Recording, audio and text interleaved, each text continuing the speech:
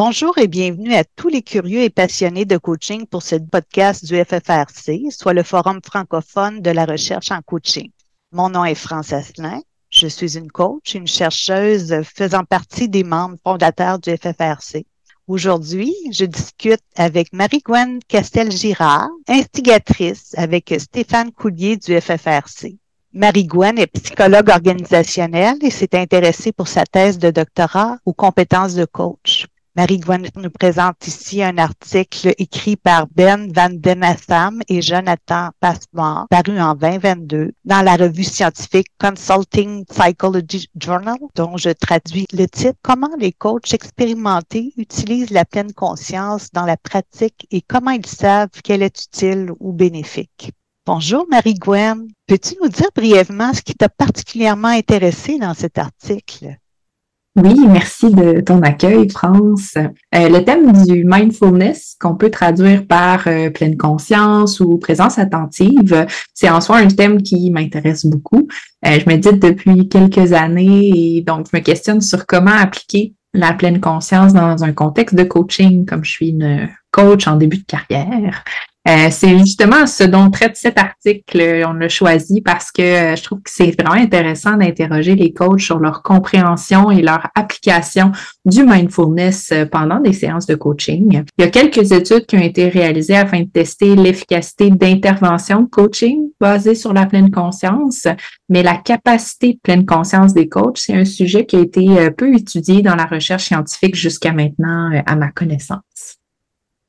Intéressant, en effet. Surtout que la pleine conscience est un thème très populaire à l'heure actuelle. Hein? En gros, si je lis l'article, qu'est-ce que j'apprendrais sur ce thème? Les auteurs font l'effort de traduire leurs résultats en retombées pratiques pour les coachs et je vais tenter de vous résumer le plus concrètement possible tout ça. Donc, tout d'abord, les auteurs proposent une définition du mindfulness en contexte de coaching pour éclairer les coachs sur ce que c'est. Ensuite, les auteurs proposent un modèle opérationnel qui vise à expliquer comment le mindfulness est utile pour le coach qui l'utilise durant une séance de coaching et aussi ses impacts pour le client et la relation entre le coach et le coaché. Dis-moi, Marie-Gwen, pour arriver à de telles propositions, quelle a été leur méthode de recherche? Van Den Assam et Passmore ont choisi d'utiliser l'analyse interprétative phénoménologique, qu'on en voit parfois IPA, pour explorer ces deux principales questions, soit celles énoncées dans le titre même de l'article, donc comment les coachs expérimentés utilisent la pleine conscience dans la pratique, puis aussi comment ils savent que la pleine conscience est utile ou bénéfique. Plus spécifiquement, ils ont réalisé 30 entrevues avec des coachs d'expérience pour ensuite analyser le verbatim de ces rencontres à l'aide de l'analyse interprétative phénoménologique, ce qui leur a permis de dégager des thèmes et des sous-thèmes. Mais dis-moi, comment justifie-t-il ce choix méthodologique de l'IPA? Les auteurs montrent d'abord le vide qui existe dans les écrits scientifiques relatifs à la définition et à l'application de la pleine conscience en coaching. Leur ressentant des écrits leur a permis de conclure qu'il existe une certaine cohérence entre les concepts qui permettent de définir le mindfulness à travers les écrits scientifiques, mais que celles-ci doivent être adaptées à un contexte de coaching. Ils utilisent ensuite ces concepts définissant le mindfulness, par exemple l'attention, la présence, etc., pour les comparer à ceux qui ont été nommés par les coachs expérimentés qu'ils ont interviewés. En amont de la recherche, quels étaient donc ces concepts clés? Les auteurs ont analysé un total de 42 définitions de ce que c'est le mindfulness. Ils constatent qu'il y a vraiment 3 concepts en particulier qui sont présents dans la majorité de ces définitions-là. Le premier, qui est présent dans 67% des définitions, c'est le concept de awareness, qu'on peut traduire par conscience, être éveillé. Le deuxième concept qui est présent dans 41% des définitions, c'est celui de l'attention. Attention en anglais ou attending. Et le troisième concept qui permet de définir le mindfulness puis qui est présent dans 62% des définitions, c'est l'idée de moment présent, d'être dans le moment ou dans l'ici et le maintenant. Tu dis que ces chercheurs ont ensuite comparé ces concepts à la vision des coachs expérimentés. Dis-moi, qui sont ces coachs expérimentés interrogés pour cette recherche? Oui, comme je vous disais, ils ont interviewé 30 coachs. Donc, les auteurs indiquent que justement la méthode d'analyse interprétative phénoménologique nécessite un échantillon raisonnablement homogène. Donc, quand on dit des coachs d'expérience, ils ont vraiment choisi des coachs qui incluent la pleine conscience dans leur pratique de coaching. Ces coachs, à l'exception d'un seul, s'auto-évaluaient comme des coachs seniors ou master coach selon les critères de ICF ou de l'EMCC. Selon ce qui est rapporté dans leur article, on dit que les coachs avaient en moyenne 14 ans d'expérience en coaching. 60% étaient des femmes, 40% des hommes, ce qu'ils disent représente la composition des coachs professionnels en ce moment dans le marché. Ces personnes étaient des coachs anglophones, sauf 2.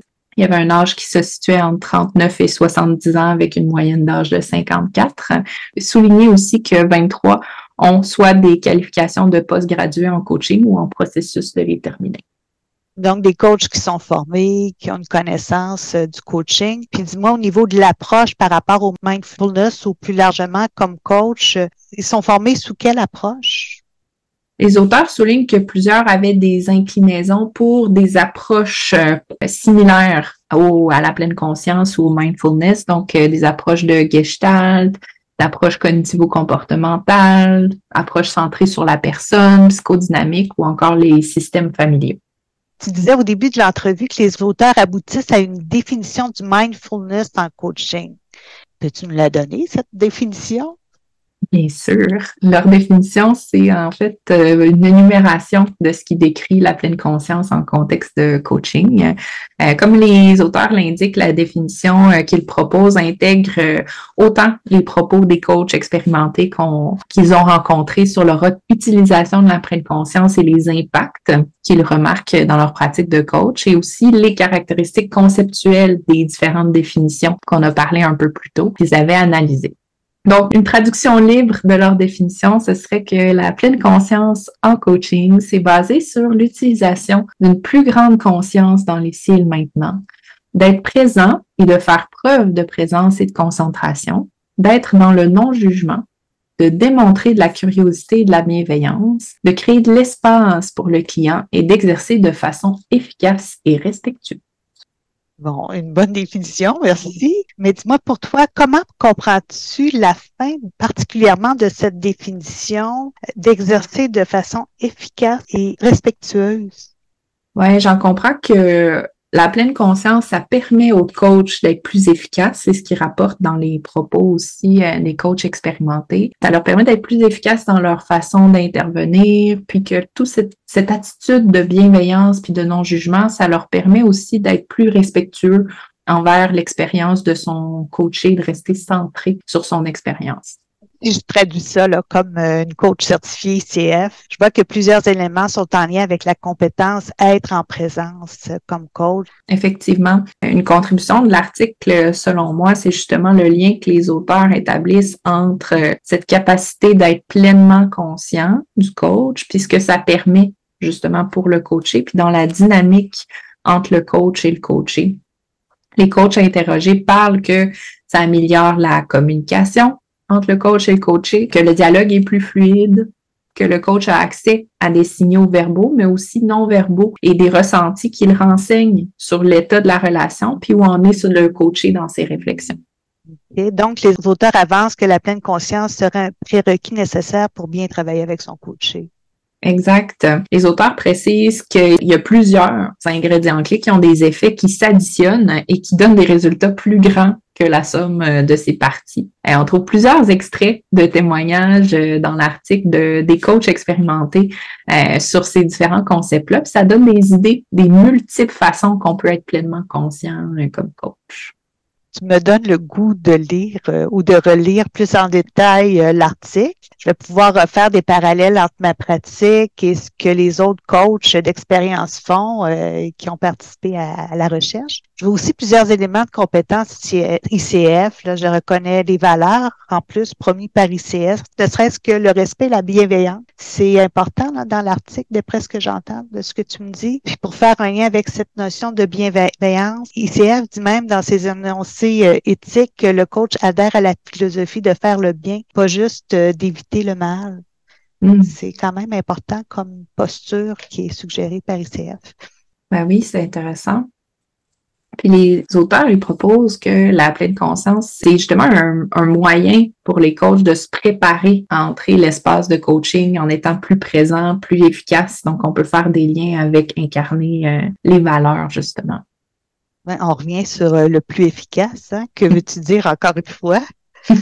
Les auteurs, ils tentent d'expliquer les impacts de la pleine conscience en coaching. Qu'est-ce que ça a justement comme effet? Puis ils remarquent que les coachs identifient principalement des impacts pour eux comme coach plutôt que des impacts pour leurs clients, pour la relation de coaching. Il y en a aussi, là, mais je vous en nomme quelques-uns, là, les impacts principaux, en fait, nommés par les coachs. Ils trouvent que ça leur permet d'avoir accès à davantage d'informations concernant les réactions, les pensées, les émotions de leurs clients, tout en gardant une saine distance avec l'histoire du client. Ça leur donne aussi accès à de l'information sur la dynamique entre le coach et le coaché en étant conscient de ce qui se passe. Donc, ça leur permet d'avoir une meilleure lecture du progrès du client, où est-ce qu'il en est dans son processus de changement, en étant conscient de son discours, de ses actions. Puis aussi, en étant présent, mais les coachs peuvent mieux gérer leurs propres réactions et impulsions. Ah, j'ai cette émotion-là qui monte. OK, est-ce que c'est utile dans l'espace de coaching? Non, je le mets de côté. Donc, ils remarquent qu'en revenant beaucoup au moment présent, là, ça a des impacts positifs sur leur façon d'être puis de faire du coaching. Avec ces derniers éléments que tu viens de nommer, je reconnais encore une fois la nouvelle compétence ICF qui est incarner un état d'esprit coaching. Cette compétence-là, c'est une invitation à développer une aisance à rester centré sur le client en utilisant de façon consciente, comme coach, là, sa sensibilité, ses émotions par rapport à ce qui se passe pendant la rencontre. Les auteurs, du moins, expliquent-ils le processus ou encore comment ces coachs d'expérience manifestent cet état d'esprit, ce mindset de coach? Ouais, les auteurs, en fait, ils ont plutôt structuré ce qu'ils appellent un modèle, donc une série d'étapes qui surviennent lorsqu'on est pleinement conscient pendant une démarche de coaching. Eux, ce qu'ils comprennent dans leur article, c'est que quand le coach fait preuve de présence, qu'il démontre qu'il comprend bien ce qui survient pour son client, ça permet à la tête de se calmer. Ce que je comprends comme le flot de pensée ralenti, qui permet de se connecter à la tête, rester connecté, mais aussi se connecter au corps. Permet un espace d'exploration pour le client en étant connecté comme ça. C'est dans cet espace-là que le coach va avoir accès à davantage d'informations afin de vraiment saisir l'expérience du client puis comprendre le sens de l'expérience du client. Cet espace-là, ça permet aussi au coach de remarquer les progrès, les signes de changement chez le client, comme on disait. Puis c'est tous ces éléments-là qui vont permettre au coach de mieux soutenir et accompagner son client et mieux comprendre ce que chacun a besoin et souhaite pour la relation de coaching. Dans tout ça, la pleine conscience est utile autant pour le coach dans sa façon d'interagir que pour le coaché.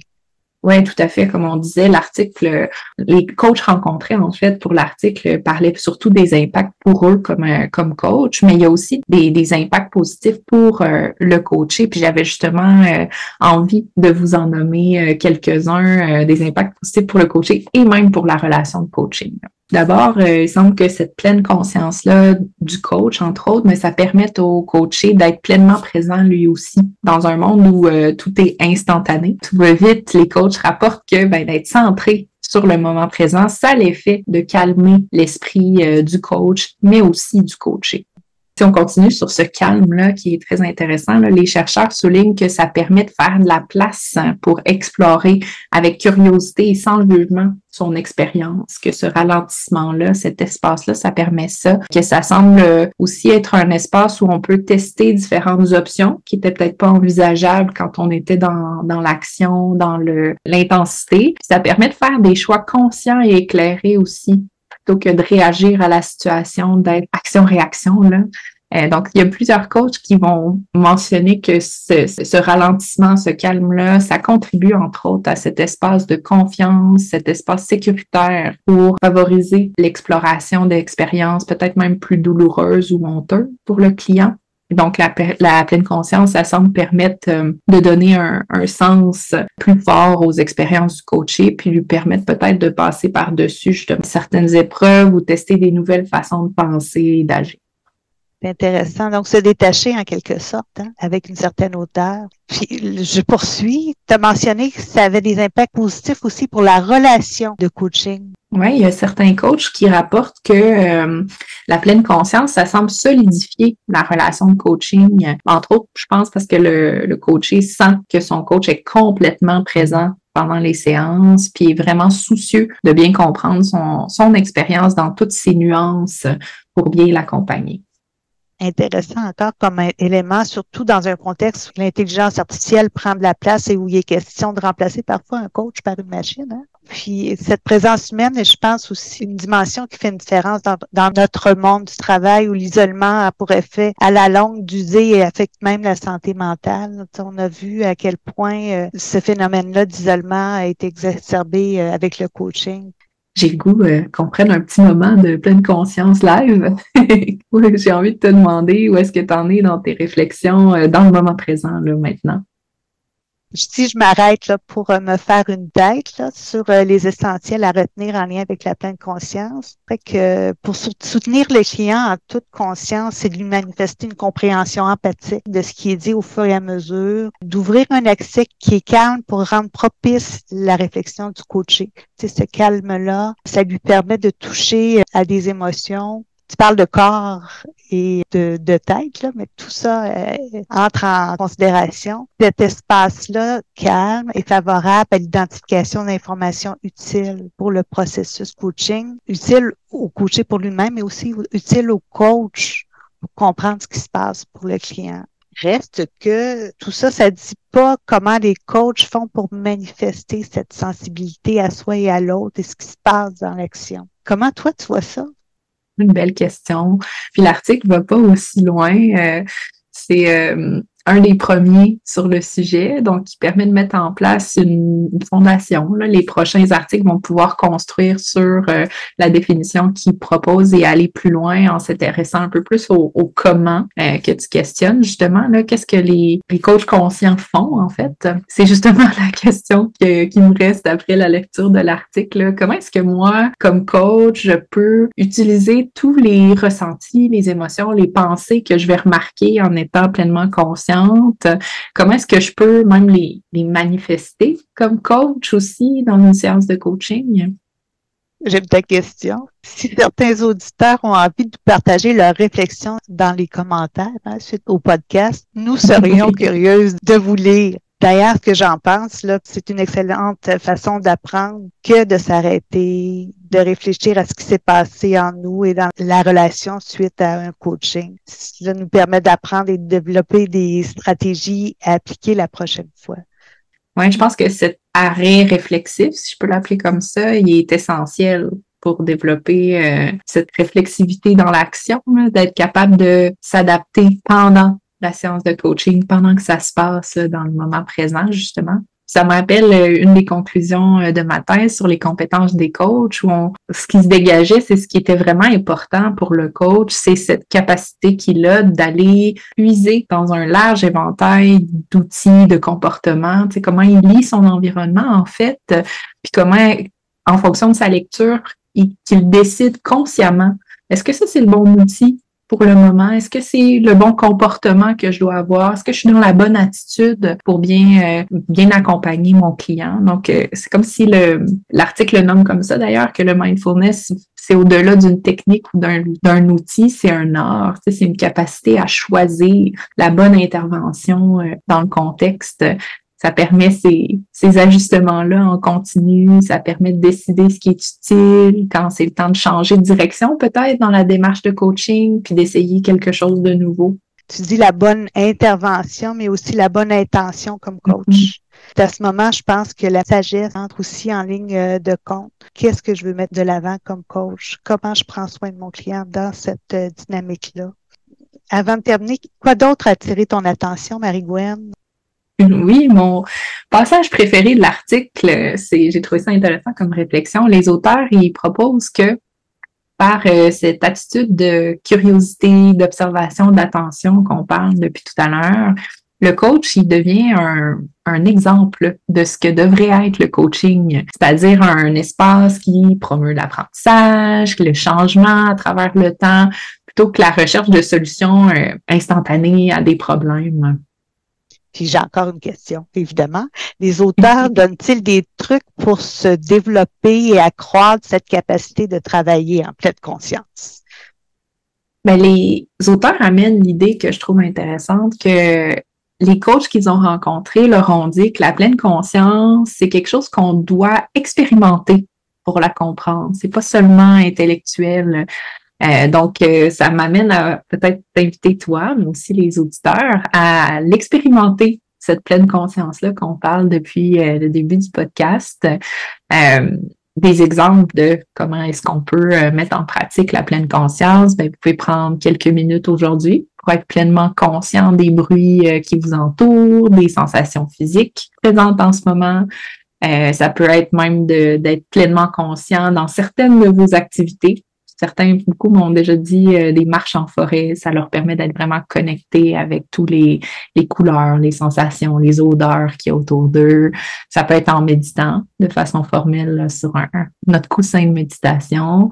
Ça peut être en tricotant, pourquoi pas. Donc, tous ces gestes-là qu'on peut faire en étant pleinement dans le moment présent, là, c'est peu importe votre moyen, en le saupoudrant dans votre quotidien, c'est une capacité qui est utile, je pense, comme coach, mais même au-delà de seulement la profession de coach, si vous voulez mon avis. Merci pour ton avis, puis j'accepte l'invitation, c'est une belle invitation. Merci encore, Marie-Gwen, pour ce partage. Je te dis à bientôt. Puis, pour les auditeurs qui veulent se référer directement au texte présenté aujourd'hui, vous trouverez la référence complète dans la description du podcast. Merci de votre écoute et de votre attention.